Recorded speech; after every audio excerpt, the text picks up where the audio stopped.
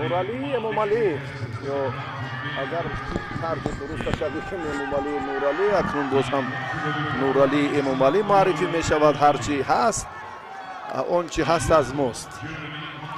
به توجه میکنیم در مقابل سدز مارتین سدز آلمانی قهرمان جهانی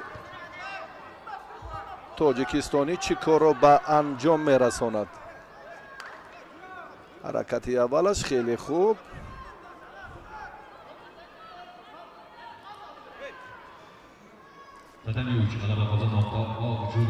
امامعلی نورعلی 21 سال دارد.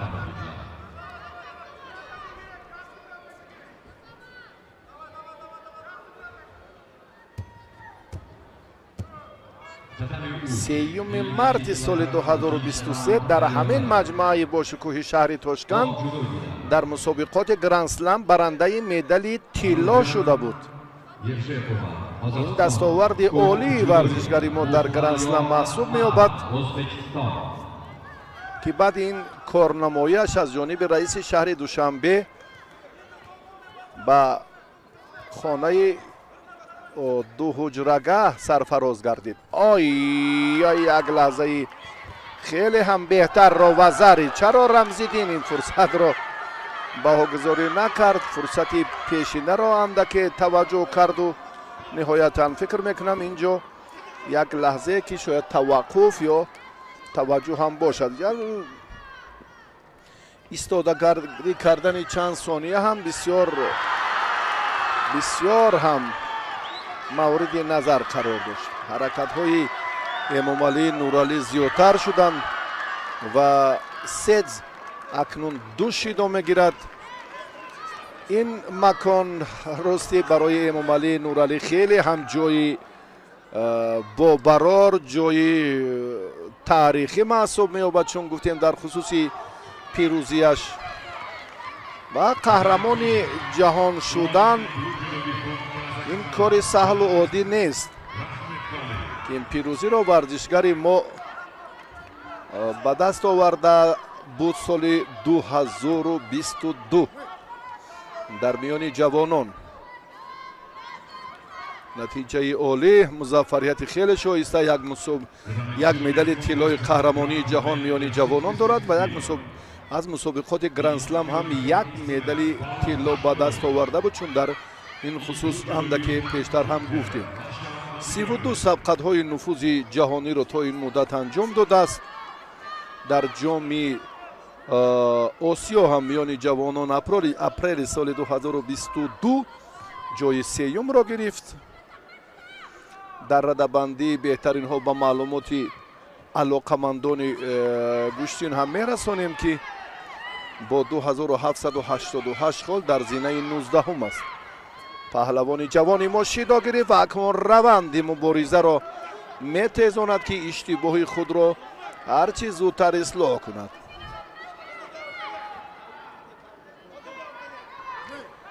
مارتین سدز 29 ساله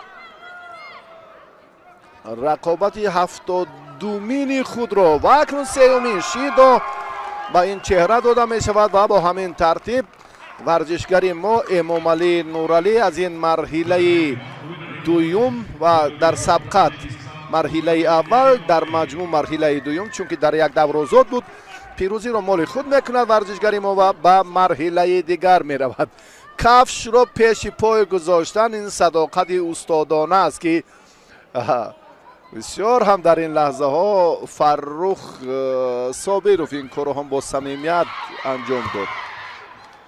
همچون فرزند است این لحظه هایی که پیوسته یک جان در تمرین و در توصیه و در تالار و در هر کجایی که بیشتر به همین مشق و به همین آموزش جدا حیات سپری می شود. این بسیار هم فلسفه غنی دارد در حیات خود امامعلی نورعلی که جوان است و آیندهش. بسیار هم حرکت خوب داشت در همین اخیر. اکنون یک رقابت خیلی مهم برای ما و شما دوستان عزیز.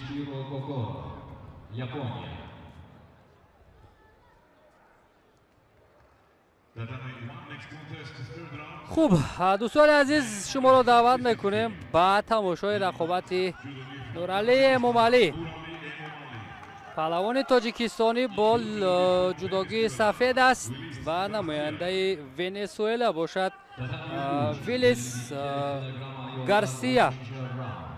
ویلیس گارسیا کبودپوش است. نورعلی امامعلی باشد با جداگی سفید رقابت را آغاز میکنند و اینجا البته که تخمین پیروزی 94 بر 6 بر جانب پهلوان مو است. در مرحله رقابتی قبلی چگونه اینجا حرکت بسیار هم خوب داشت امامعلی نورعلی، حالا درونه را استفاده کرد اما اومد نکرد همین حالت. به هر حال ببینیم بسیار با قیافه جدی پیش می رود. 38 رقابت داشت، 25 پیروزی پهلوانی ما، 72 43 پیروزی گارسیا دارد. در مجموع شهر تاشکند جمهوری ازبکستان برای امامعلی نورعلی میدانی بسیار هم آشنا است، میدانی با برار است چون او نشان طلای گرند اسلم را ماست از همین تاشکند ازبکستان به دست آورده بود. با سر دفاع کردن حریف شاید اینجا تفتیش می شود. نه اما از روی قاعده بوده است. همگان می دانند که امامعلی نورعلی قهرمان جهانی جوانان است در سال 2022. همزمان از گرند سلم هم نشانی طلا را از تاشکند ازبکستان به دست آورده بود.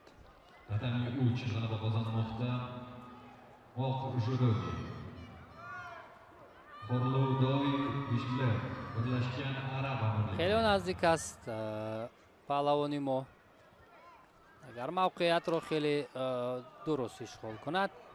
پرتاب کردن برای نورعلی امامعلی.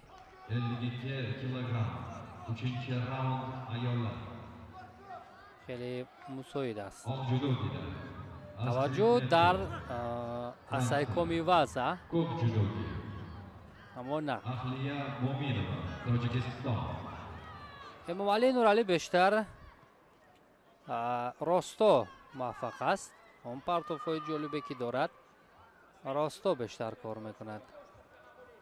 از همین خاطر با سر کتف این لحظه توجه داشت اما نه. گرچنده حریف تجربه بیشتر اشتراک در مسابقه های مختلف را دارد اما همین حالا حرکت های پهلوان ما بسیار خوب است. ولی زیدی حمله از جانب گارسیا. امامعلی نورعلی حرکت میکند اما دست حریف را نمیقپد. مستحکم تر داشتن لازم.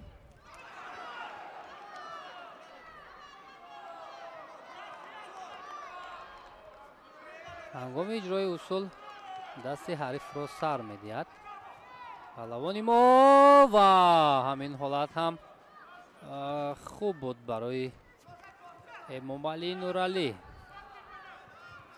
در زمین چگونه کار میکند پهلوان ما؟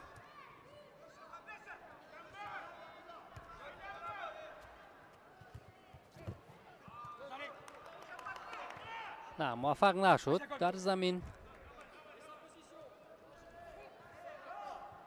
جامبو داوری روی گلیم اشاره میکند که از مرکز باید رقابت آغاز شود.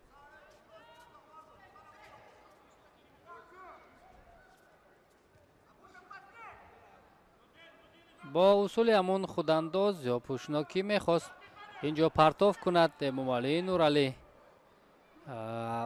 ولی نتوانست.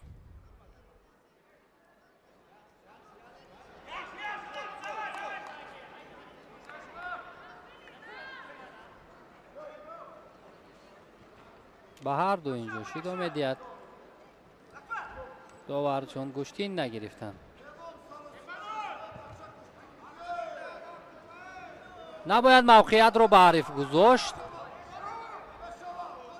اما اینجا از حمله پهلوان ما خود را کنار گرفت. گارسیا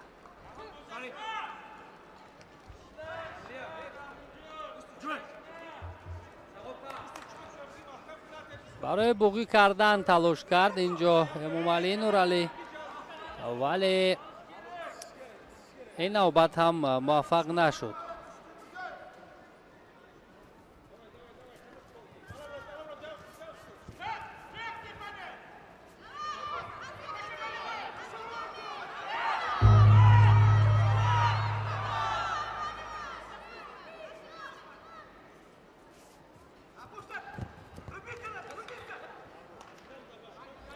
خوب همین طور کار با گلدنسکو می رود. هرچند فعالی پهلوان ما خوبتر بود ولی نتوانست در دقیقه های اساسی رقیب را شکست دهد. اکنون منتظر هستیم که امتیاز طلایی را شاید پهلوان ما به دست میارد. پرتو از الوکی درونه و اینجا ایپون است. بسیار حالت موافق بود برای امامعلی نورعلی. در کوتاه‌ترین ثانیه ها در گلدنسکو موفق می شود پهلوانی ما. معلوم بود این کار رو باید بر وقت اجرا میکرد پهلوانی تاجیکستانی، اما به هر حال ممکن است کار تا گلدنسکو برد و بالاخره موفق هم شد و رای خود را اکنون به مرحله دیگر هموار میکند پهلوانی ما.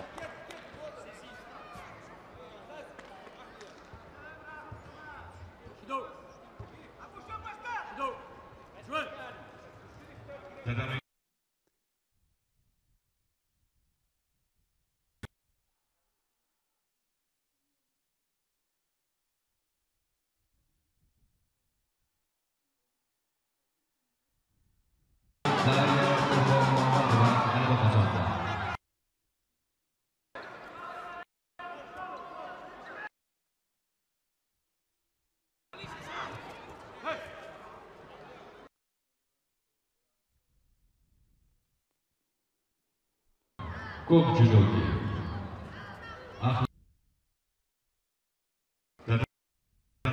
Next contest is third round. Men under 66 kilo. In white judogi from Tajikistan, Nurali Emomali. In blue judogi from Venezuela, Willis Garcia. Tatami uç, 52 kilogram ayollar 3. round. Ağ judogi. این 23 ساله پهلوان قرقیز است با 21 ساله پهلوان ما مبارزه میبرد در رده بعدی جهان. امامعلی است. ایبک اولو پیش صف است. رمزیدین سیدов به حیث داور مرکز نبرد را حکم است. میرویم به تماشای نبرد. اوه این با دستگاه نورد برداری چشته باشد. اولین حرکت ها از جانب امامعلی نورعلی که جداگی کبود باور کرده است پهلوان ما. همون نگاهی عقابی تاجیکی را در سیمای امامعلی ما بارها ذکر کردیم که یک نگاهی بسیار دوربینانه دارد، ولی چست چرا که این پهلوان ما که عنوان قهرمان جهان جوانان را به دست آورده است، اما یک اصول نمیدونم است شاید این برای امامعلی امتیاز دهد. دویمو رقیب را میدارد در کمیکتا و در حالت تومای نگه می رود. تو کجا موفق می شود. این اصول دوست داشته رسول باقیوف بود که در بازی های المپی پکین بر مقابل پدر بلادت استفاده برده بود و همچون پرتاب بهترین دور زمان جدا باقی مانده است. شاید اوه ایبک اولو هم همین شیوه را پیشه میکند به مثل او شده. ایبک اولو نگاه عقابین امامعلی برای گریبان داشتن اولو میرود و اولو باشد سراسیمه‌وار برای پیش رفتن. همون شیوه‌ای که بالا قید کرده بودیم دوباره از جانب امامعلی نورعلی اجرایش. اولو دستاورد از گرندسلم از گرانپری ندارد ولی در منطقه خوب است کشتینش.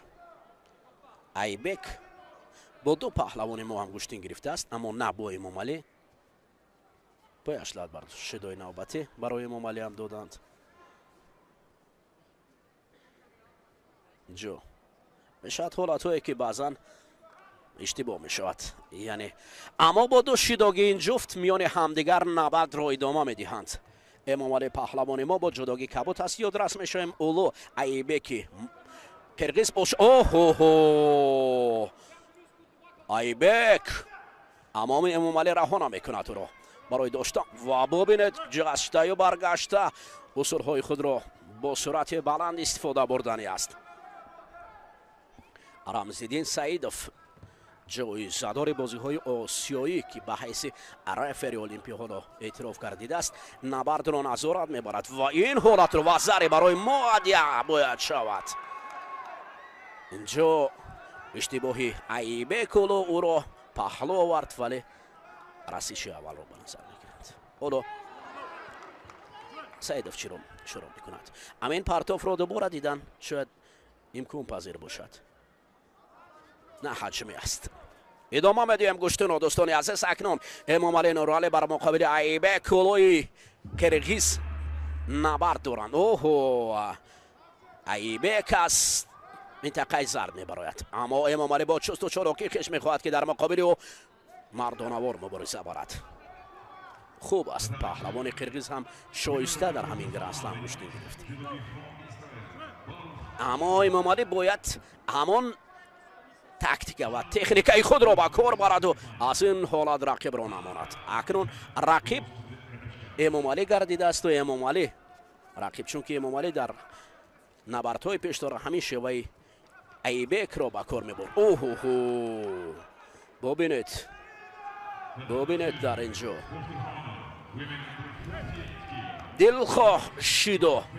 دلخواه شده برای دلخواه پهلوان خنسا که مک میارد، نخواهد و نشد که برای امامعلی بیارد، اما امامعلی گوشتین داره. اوه حالتی از ایکامی را میخواست ایبک رو با کار برد. از اطراف تالار شیدو میگویند، برای که نامعلوم است. گریبان داشتن ایبک. حالا ببینید پای همدیگر این وزری را باید فاروق صابرов کنار نشسته است و فرق دست نشان میدهد که این وزری بود، ولی نه، رفری میگوید گوشتین است. اوه خیلی خوب بود برای امامعلی، خیلی خوب بود این حالت. اکنون همین نوبت ایبک کلو کم فعال شد.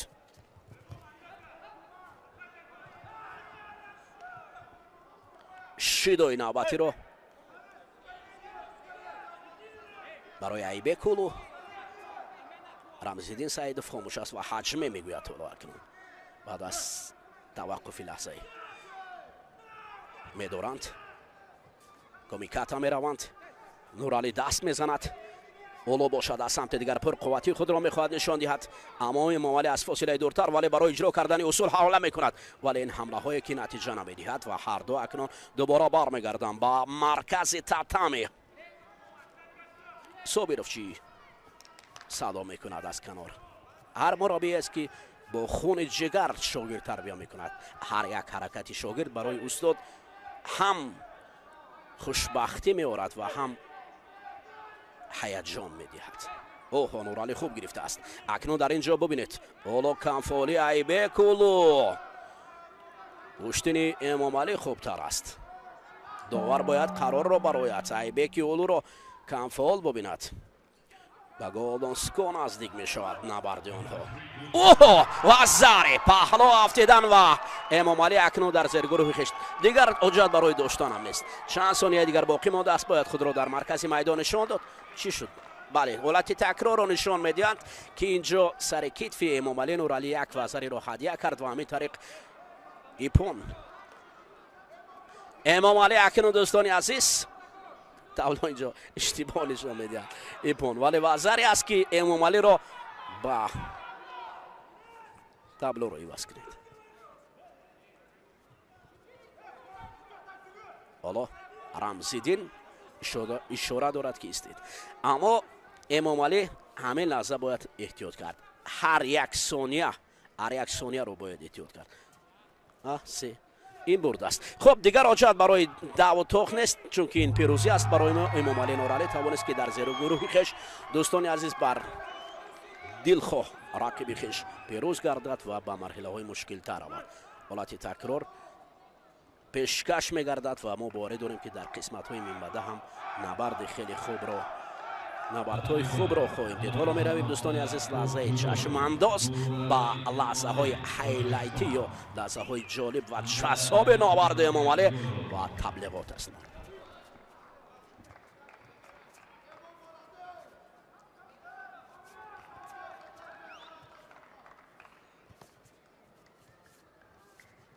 را میبینیم امام علی نورعلی پهلوان 21 ساله ما بر مقابل رقیب 26 ساله اش به نبرد میبراید.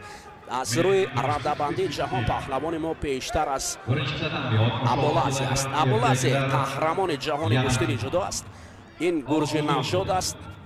منتخب روسیه رو معرفی میکرد، حالا به حیث دسته بی‌طرف اشتراک میکند و اولین چسبش از جانب ابوالعزی بر مقابل امام علی هنوز پرتاب هایی که یک و یک بار این دو پهلوان را به هم آورده است.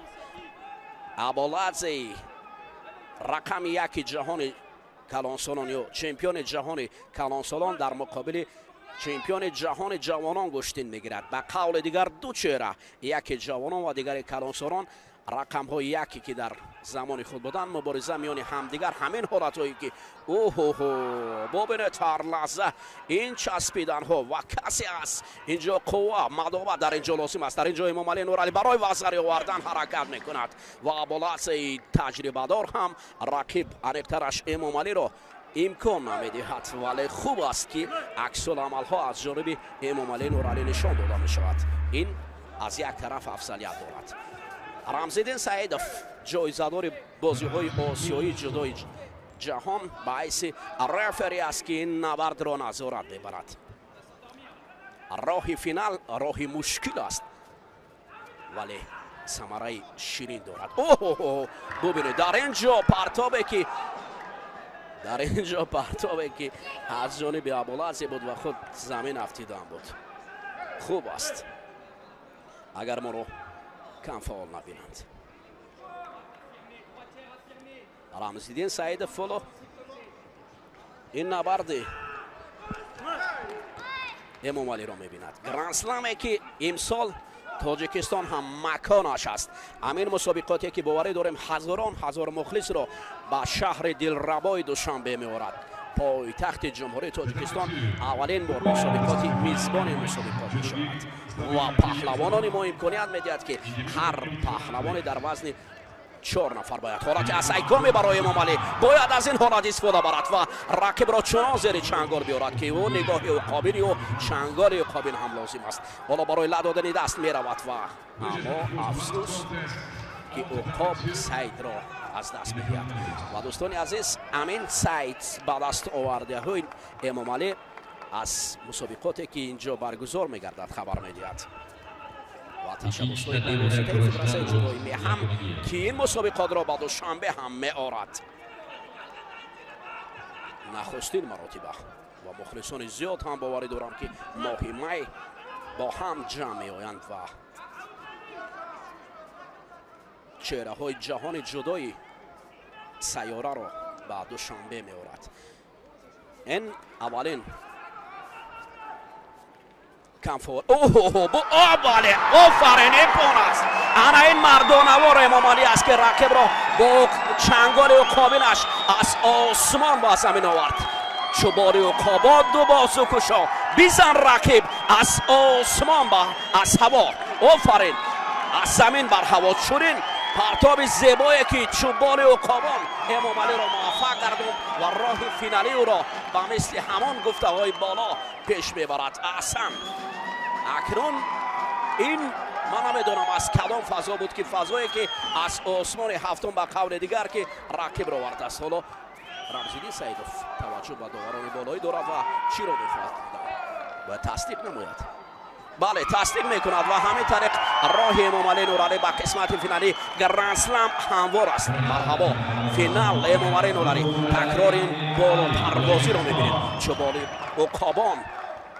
ببینید احسن که در اینجا پرتاب زیبا رو نشان داد و اکنون قنات میکشاید امام علی، همون قنات عقابینه که او را پروازش را به فینال برد. آفرین، عجب پرتابی بود. بالاخره همون نگاه عقابین خود را میشد. دوستان عزیز، مخلصان و هواداران گوشین جودو، خاصتا اون نفرانی که امروز پیگیر بودید رقابت‌های پهلوانان تاجیکستان رو، شما را دعوت میکنیم به تماشای رقابت پهلوان جوان تاجیکستانی امام علی نورعلی برای به دست آوردن نشان طلای مسابقه گرند اسلم تاشکند 2024 و این هم راه تعیین نموده هر دو پهلوانان است که البته در جریان رقابت برای شما بیشتر خواهم گفت. و این رقابت را ماتو باتاله از فرانسه حکمی میکند و ما باشیم منتظر هستیم که پهلوانان به میدان وارد شوند. این دوستان عزیز پهلوان موفق کشور اسرائیل است، باروخ شمایلوف، جایزه‌دار چمپیونات جهان، نشان طلای مسابقه ماسترز و بعداً برایتان میگیم. امام علی نورعلی بسیار با قیافه جدی آرامانه پهلوان 21 ساله تاجیکستانی که سال گذشته در همین میدان مخلصان و هواداران گوشتینی جودوی میهن را شاد کرده بود به میدان وارد می شود. البته امروز ما هنر و مهارت امام علی نورعلی را مشاهده کردیم که چگونه به فینال راه یافت، اما حریفی او بسیار هم رقیب پرقوت است. خوب، باروخ شمایلوف با جداگی سفید اسرائیل را نمایندگی میکند.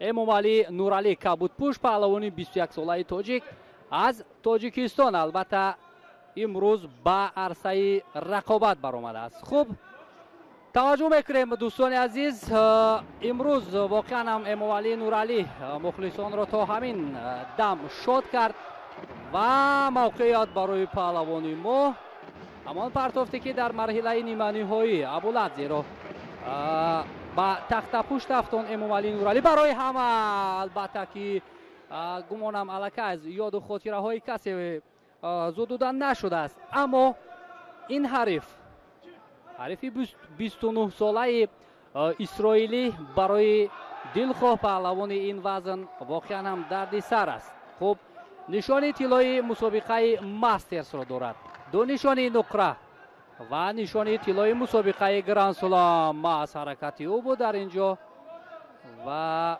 پهلوان ما خوشبختانه از این حالت خود را رها کرده توانست سر کتف پرتاب میکرد. اینجا باروخ شمایلوف، اما برای همان موقعیت چون از کمربند می‌دارد امام علی نورعلی برای رقیبان فرصت باقی نمیماند. بسیار هم با قامت راست، با قیافه جدی و دلپرانه هنرنمایی میکند. همین فعالی امام علی نورعلی سبب میشود که شمایلوف شیدای اول رو گیرد. میدانی گرند اسلم تاشکند برای پهلوان ما البته بیگانه نیست، چون قبلا هم گفتیم سال گذشته نشان طلا را از همین گرند اسلم تاشکند امام علی نورعلی به خزینه دستاوردهای ورزشی میهن آورده بود و امروز هم با قدم های استوار سوی موفقیت تلاش میکند.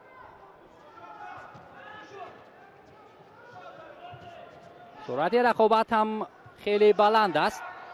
از پس گریبان لحظه توجه کرد امام علی نورعلی و این نوبت هم باز از همون حالت سری آستین و فشار پهلوانی ما اینجا وزدری برای امام علی نورعلی. تا همین دقیقه ها بسیار هم شایسته است هنر پهلوان تاجیکستانی. فشار تا آخر بود و امتیاز وزدری می شود. قدم به قدم ما به نشان طلا نزدیک می شویم، اما حالا بر وقت است. وقت برای میدانداری باقی مانده است. эмомалӣ нуралӣ паҳлавони 21 солаи тоҷикистони дӯстони азиз дар қаҳрамонии ҷаҳони ҷавонон соли 2022 хеле хуб дурахшида буд. нишони тиллоро ба хазинаи дастовардҳои варзиши меҳан оварда буд ва чун гуфтем соли гузашта нишони тилло аз гранд-слами Тошкент ва як нишони биринҷии дигар аз ҷоми Осиё соли 2022 миёни ҷавонон. аммо шояд инҷо ба ҳарду довар шидодият бале маълум буд аз ҳаракатҳо. акнун як қадами дигар барои эмомалӣ нуралӣ барои нишони тилло боқӣ мондааст. паҳлавони мо дар радабандии ҷаҳонӣ дар мақоми 19 қарор дорад. хеле хатарнок буд ҳамин ҳолат. дар ҳолати асайкоми вазъ бисёр ҳам талош дорад паҳлавони исроилӣ ки эмомалӣ нуралиро нигоҳ дорад. хушбахтона аз ин ҳолат худро раҳо карда тавонист. хуб аз ҷиҳати синни сол албатта тафовут ҳаст. шумайлов 29 сола аст, эмомалӣ нуралӣ 21 сол дорад. шояд ҳамон нерӯи ҷавоне ки ба паҳлавони мо ҳаст имрӯз барояш кӯмак кунад. то ҳамин ҳоло пешсаф аст. сонияҳои хеле ба шумор мондан набояд мавқеиятро аз даст диҳад эмомалӣ нуралӣ. аммо камфаъол будан ҳам хеле хатар дорад. бале ай муборак бошад дӯстони азизам. акнун бори дуюм дурахшиши эмомалӣ нуралиро мо мебинем. раиси федератсияи ҷудои тоҷикистон ҳам исмоили маҳмадзоил дар салони баргузории ҳамин мусобиқа ҳам ширкат дошт. дӯстони азиз ки мо чеҳраи болидаи ӯро ҳам дидем ва акнун эмомалӣ нуралӣ нишоту шодиву хушҳолиро ҳамин шом барои мардуми сарбаланди тоҷикистон овард ва бисёр ҳам дурахшиши олӣ ҳам дошт ва акнун қадам ба қадам ва барои касби роҳхати бозиҳои олимпиадакаи паҳлавони мо наздик мешавад. парчами тоҷикистонро ҳам мо инҷо мебинем ва ду маротиба пайҳам нишони тиллои мусобиқати гранд-сламро дар Тошкент ба даст меорад эмомалӣ нуралӣ ва нишоду шодӣ ҳам албатта мухлисонро фарогир аст. аз замон ба майдон баромаданҳояш ки бисёр қиёфаи ҷиддӣ дошт эҳсос мешуд ки имрӯз танҳо ва танҳо барои ғалаба ба майдон омадааст. эмомалӣ нуралӣ ин ҳаракати аввали ӯ буд. дӯстони азиз дар гӯш дар салони баргузории мусобиқа суруди ватандорӣ ба гӯши мо мерасад бо забони ноби тоҷикӣ.